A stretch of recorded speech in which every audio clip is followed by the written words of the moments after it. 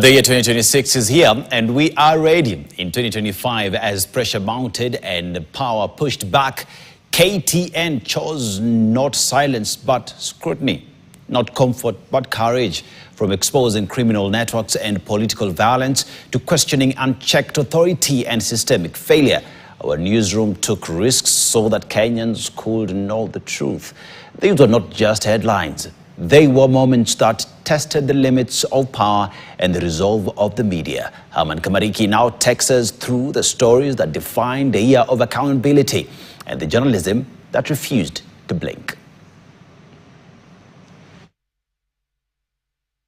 Last year, 2025, we made a deliberate decision to stand with the people and for the people, to tell stories that matter, even when doing so put our lives at risk.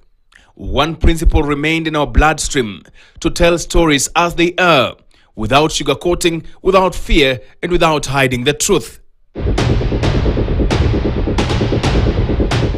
When the nation's future was threatened by the deadly flow of drugs, we investigated, and then we dropped a bombshell: the cocaine highway, which exposed a criminal network operating in plain sight, implicating powerful interests that many feared to name. And just like that, a suspected international drug peddler has just beat JKIA's elaborate security installations. When leaders secretly plotted to unleash violence on protesters, demanding justice for those who died in demonstrations, we did not look away. We investigated, verified, and named names without fear or favor. KTN has established that Kamket is working under the command of two top figures, a State House operative and an influential UDA MP from Rift Valley, close to the house on the hill. When our neighbors went to the polls and democracy was gagged, media blocked, the internet shut down, we ensured Kenyans were not kept in the dark. We documented how innocent people were killed on the streets of Tanzania simply for exercising their rights. We don't do our internal communication through a press conference. Next. Yes. And when power-intoxicated leaders and restraint disappeared, we did not remain silent. We called it out, plainly and directly. CS Aden Duale, the man paid by taxpayers to deliver quality care, has chosen a different route, fighting Kenyans online. Not with solutions, but with insults. When Kenyans died in the hands of those sworn to protect them, we went beyond reporting. We questioned power. We demanded accountability. In the case of Albert Ojwang, murdered while in police custody, we confronted the system head-on. But tonight, the Deputy Inspector General finds himself in the eye of a national storm, linked to one of the most chilling state-sponsored brutality in police cells this country has ever seen. And across the newsroom, and even the Standard newspaper, stood firm.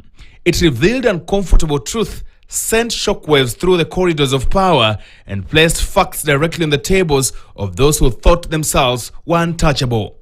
And later, we held the health CS Aden Duale to account with a bold verdict: bully in chief. Beyond our borders, we also made sure we told you how Kenyans were duped to go and work in Russia and found themselves at the front lines. We cannot name every story, but the message is clear. We are here for you. Thank you, Kenyans, for standing with us, even when the powerful wanted us silenced, broken, or shut down.